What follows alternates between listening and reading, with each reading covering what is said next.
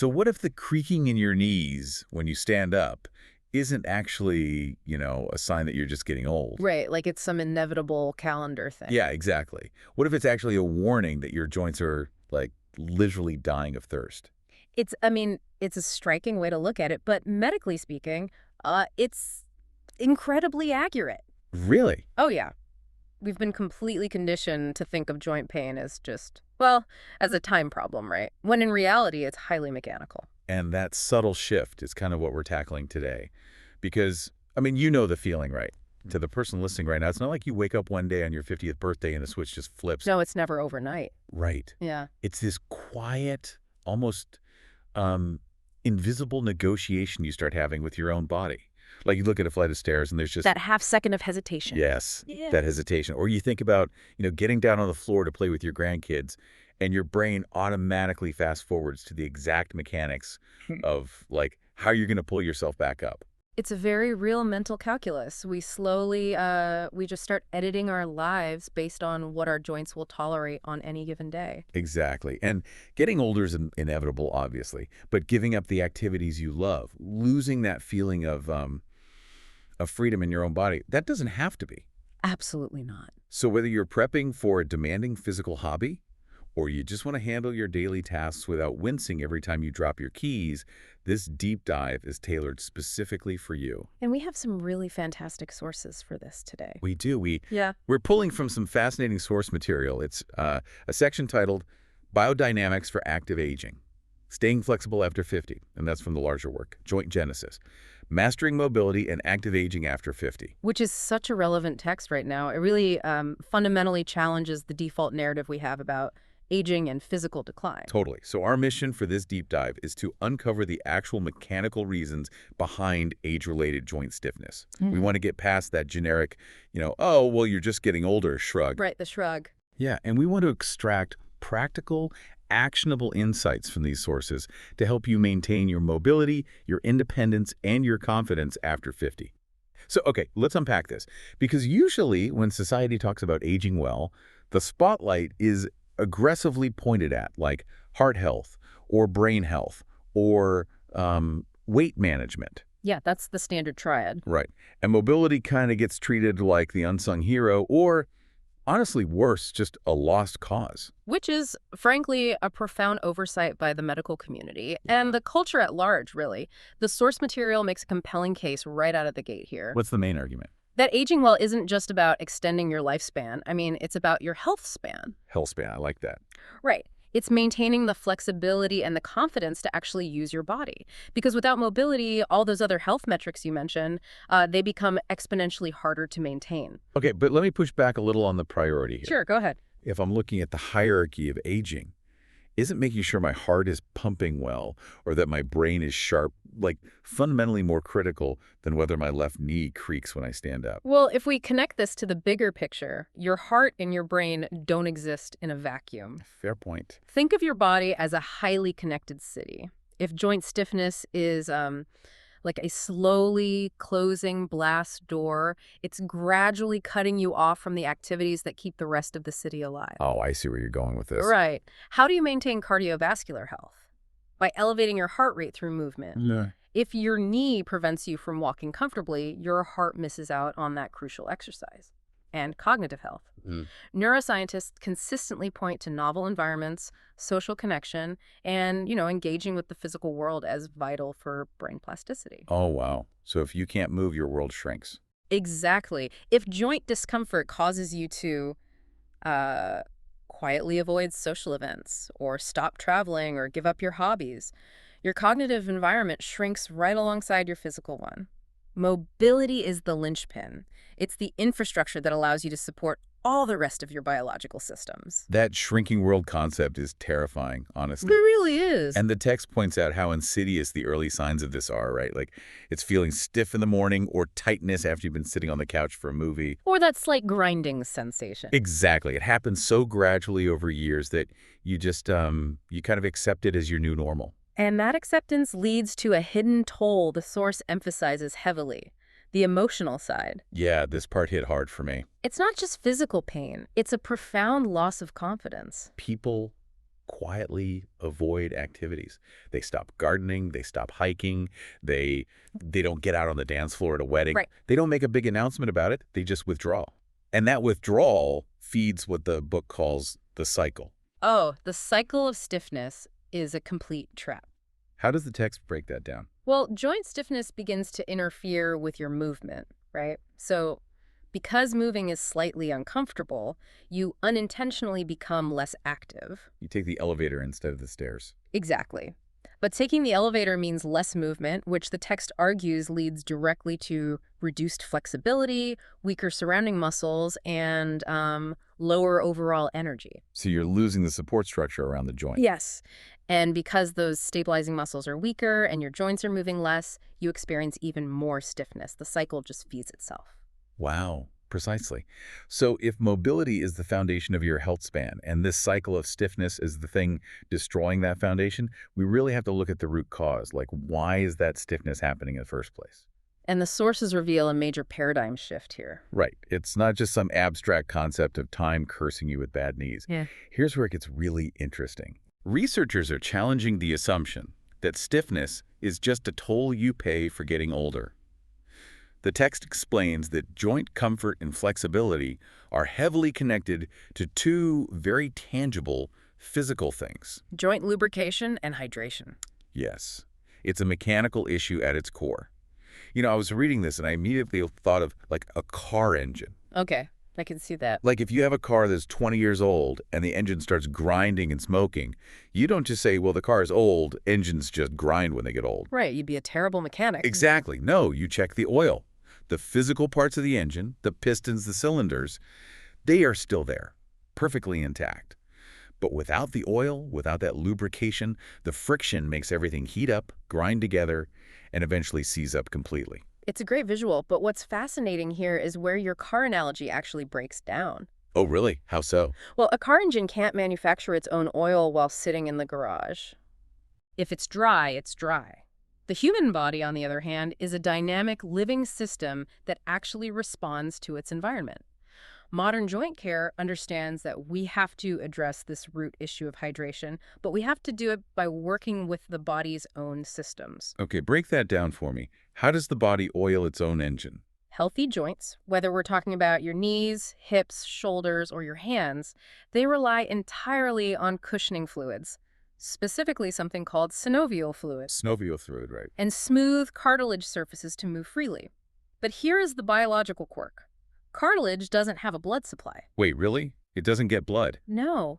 Almost every other tissue in your body relies on blood vessels to deliver nutrients and clear out waste. Right, yeah, that's biology 101. But cartilage is avascular. It has to get its hydration and nutrients entirely from the synovial fluid surrounding it. Okay. Think of your cartilage like a dense kitchen sponge. When you apply pressure to a sponge, you squeeze the old fluid out. When you release the pressure, the sponge expands and sucks fresh fluid back in. Oh, wow, that makes so much sense. So over time, if that synovial fluid decreases or gets thinner, the sponge just dries out. Exactly.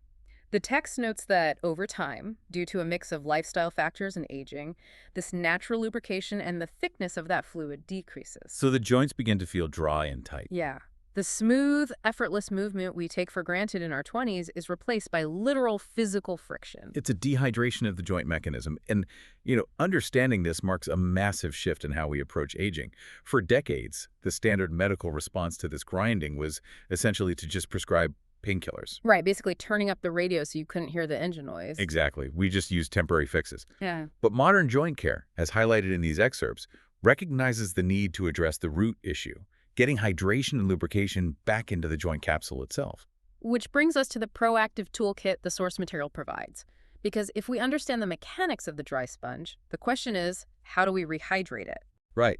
And the text breaks this down into three main categories, which are movement, nutrition and habits, and targeted support. Let's look at movement first. Okay, so the text emphasizes specific, low-impact activities. Walking for circulation, swimming because the buoyancy reduces joint stress, daily stretching for range of motion, yoga for balance, and strength training to build muscle support. All excellent choices. But so what does this all mean? Because I have a major question here. If my joints are already dry, if the cartilage sponge is dehydrated and grinding, Doesn't moving them more just cause more friction and tear them up faster? This raises an important question, and honestly, it's the most common fear people have when their joints hurt. It seems totally counterintuitive to move a grinding joint. It does. But remember the sponge analogy. Cartilage relies on the pumping action of movement to receive hydration and nutrition. Furthermore, synovial fluid is what physicists call a non-Newtonian fluid. A non-Newtonian fluid, like ketchup. Exactly like ketchup. Wait, really? Yes. Think about it. If a bottle of ketchup is sitting still, it's thick, almost solid, right? You turn it upside down and nothing happens. You just smack the bottle. Exactly. If you shake it or apply mechanical force, it suddenly becomes thinner and flows easily. Synovial fluid works the exact same way. That is wild. When you are sedentary, the fluid thickens up. That's why you feel so stiff first thing in the morning. But as you start to move, the mechanical stress actually thins the fluid out, allowing it to coat the joint evenly. And the pressure of your movement acts as the pump. Yes, forcing that freshly thinned fluid deep into the cartilage sponge. That is brilliant. Mm-hmm. Movement isn't grinding the gears. Movement is literally the pump that distributes the oil. Yes. Avoiding movement because of stiffness actually starves the joint of the very lubrication it desperately needs. You're refusing to squeeze the sponge. Wow. And that's how you break the vicious cycle we talked about earlier. And the text makes it clear, you don't need extreme workouts to trigger this pump. We aren't talking about heavy powerlifting or running marathons. No, not at all. It's about gentle, consistent movement. But a pump is useless if it doesn't have good quality fluid to move. Which brings us to the second part of the toolkit. Nutrition and habits. Right. The text heavily emphasizes hydration, like literally drinking enough water so your body has the raw materials to make synovial fluid. Which most people don't do. True. But it also goes deep into anti-inflammatory foods, healthy fats, and proteins. And it's not just generic diet advice, is it? No, it's highly specific to joint mechanics. Systemic inflammation in the body actually degrades the quality of your synovial fluid. How so? Think of it like dirt getting into your car's oil. High sugar diets and poor fats create inflammation that essentially breaks down the molecular structure of the joint fluid. Oh, I see. It makes it less slippery and less able to absorb shock. Eating colorful vegetables and healthy fats reduces that inflammation, keeping the fluid viscous and protective. That completely reframes why a healthy diet matters for aging. It's not just about losing weight to take the physical load off your knees, though the text obviously mentions that too. Of course. It's about the chemical quality of your joint fluid. But out of all the habits mentioned, the one that really surprised me was sleep. Oh, sleep is the unsung hero of joint health. Right. The text specifically notes that tissue repair happens during sleep. I always thought of sleep as resting your muscles or like clearing your brain. But what's happening to the joints? Well, when you sleep, you're obviously not putting mechanical pressure on your joints, right? Mm-hmm. This allows the cartilage to fully decompress. And while you sleep, your body goes into a sort of maintenance mode. It flushes out metabolic waste from the synovial fluid and pushes fresh, nutrient-dense fluid in. So it's like a nightly oil change. Exactly. If you chronically shortchange your sleep, you're skipping the nighttime maintenance flush. Wow.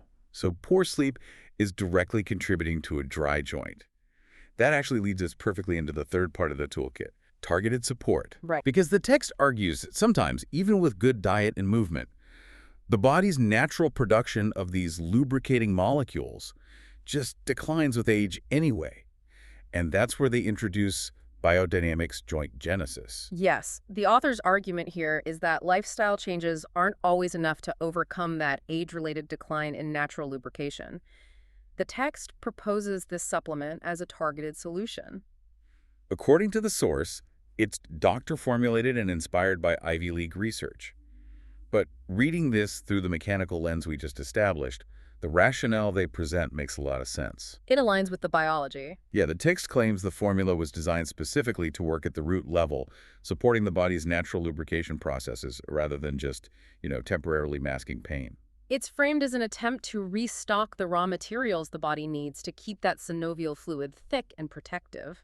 The text claims it targets the specific oil deficiency we've been discussing, aiming to help joints feel smoother and more flexible. And we should be clear, we are just conveying the claims made in the source material here. Of course. But the connection it draws back to the emotional toll is really powerful. The author notes that by targeting this lubrication gap, the end goal isn't just a physical change, It's about restoring confidence. It's treating the cause of the shrinking world.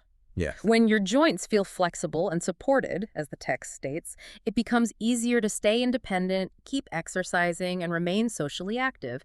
You stop hesitating at the bottom of the stairs. You get your freedom back. I mean, it completely redefines what active aging looks like. It's not this inevitable, depressing slide into immobility.